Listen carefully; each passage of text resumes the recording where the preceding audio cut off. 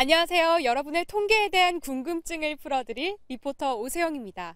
우리나라 선거에는 어떤 재밌는 통계가 숨어 있을까요? 저와 함께 중앙선거관리위원회를 찾아가 보시죠.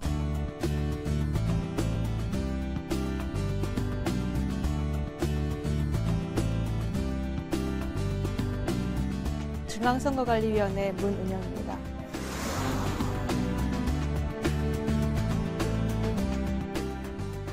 네, 안녕하세요. 반갑습니다. 네, 우리나라 대통령 선거제도와 국회의원 선거제도의 어떤 간략한 역사에 대해서 말씀 좀 부탁드립니다. 네, 아시다시피 우리나라는 광복 이후에 1948년에 첫 선거가 있었거든요. 바로 제헌의회 선거가 되겠고요.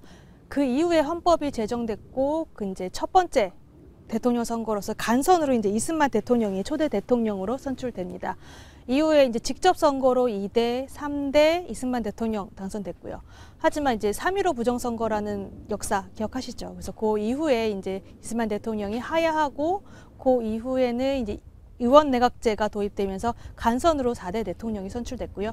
그 이후로 이제 박정희 시대가 되면서 바야흐로 5대, 6대, 7대 박정희 대통령이 당선됐고, 그 후에는 유신헌법 들어오면서 8대부터 11대까지 대통령 선거를 이제 통일주체 국민회의라는 대통령 선거인단을 통해서 간선으로 선출하게 됩니다.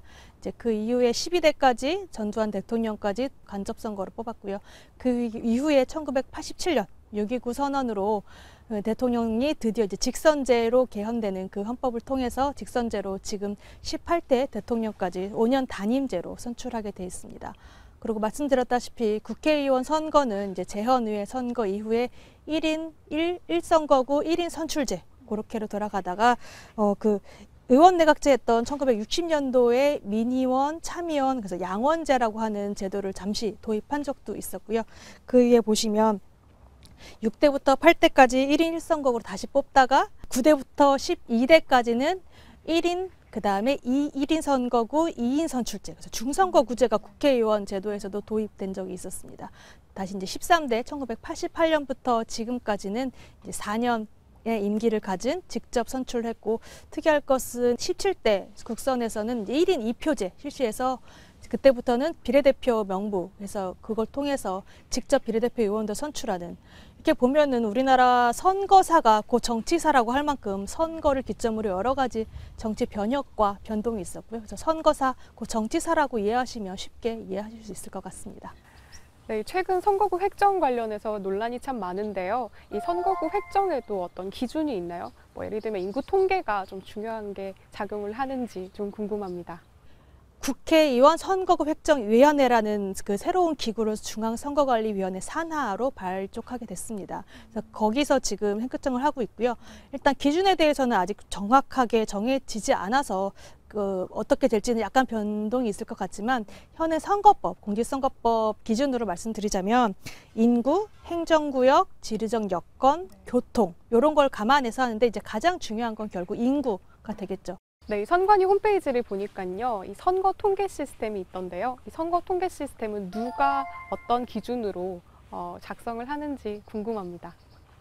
네, 중앙선거관리위원회에서 관리하는 시스템은 선거 통계 시스템이고요. 선거에 관한 전반적인 사항이 실려 있다고 보시면 될 것 같아요. 그래서 대선, 국선, 지선 모든 선거에 대해서 유권자 수, 후보자 수, 그다음에 당선자, 투표 현황, 개표 현황, 그래서 일반적인 선거에 관한 모든 통계들이 올라가 있다고 보시면 될 것 같고요. 그래서 어떻게 보면 선거에 관한 숫자들이 가장 공식적인 기록으로 남겨져 있는 사이트고, 그래서 가장 많이 공식적으로도 인용되고 있는 사이트라고 생각하시면 될 것 같습니다. 네, 최근 선거와 관련된 어떤 재미난 에피소드가 있나요? 19대 국선에 있었던 걸 얘기해 드릴게요. 일단 전체 투표율이 54.2%가 19대 총선에 나왔었고요. 최고령 당선자가 69이 국회의원 중에 최고령 당선자였고, 최연소는 비례대표 의원인데 30세가 최연소 당선자였습니다. 그리고 가장 적은 표차는 고양시 덕양구갑 심상정 후보하고 그다음에 손범규 후보 대결이었는데, 그때가 170표 차이 났던 게 19대 국선에서 가장 표 차이가 적게 났던 그런 사례도 있고요. 역대 사례 보면은 막 5표 차이로도 실제로 당선이 달린 적이 있었고 또 최근 선거는 6회 지선이었잖아요. 거기서는 한두 표 차이로 사실 당선이 갈린 그런 사례들도 있기는 했습니다. 네, 이 공정한 선거를 위해서 선거 통계의 역할은 무엇일지 궁금합니다. 선거 통계라는 그런 숫자들이 단순히 숫자에만 머무르는 게 아니라 과거를 돌아보고 현재를 기록하고 미래를 예견할 수 있는 그런 역할을 할 수 있을 것 같아요. 그래서 그런 선거 자체에 대한 역사적 기록으로서 그 역사적 보루가 되는 앞으로 이제 단초가 될 수 있는 그런 숫자, 통계 그런 의미로서 사용될 수 있을 것 같습니다. 네, 좋은 말씀 감사합니다. 네, 선거에서 통계는 선거의 자유와 공정을 담보하는 중요한 저울이라는 생각이 듭니다.